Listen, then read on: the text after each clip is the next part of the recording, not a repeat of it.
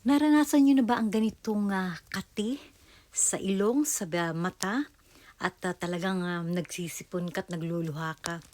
Napakahirap gamutin ng ganitong mga allergies. Mahirap ito kung lalo na kung may trabaho ka. Kapag ito ay di mo nagamot, halos taon-taon ka ay meron ka ng ganitong uri ng sakit.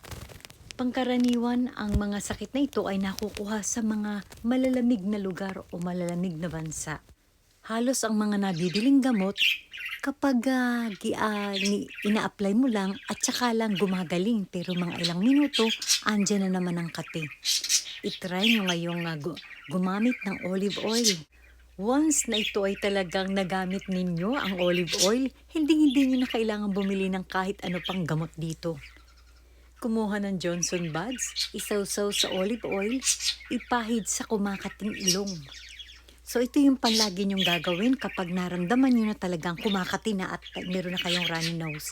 Kung hanggat maaari ay ilagay nyo ito ng nakahiga. So makakapunta yan sa kaloob-looban ng ilong hanggang sa makarating sa lalamunan. Kung sa mata naman ang makati, ganun din ang gawin ninyo. Kumuha ng Johnson buds at isawsaw nyo sa olive oil. Ipahid sa pilik mata.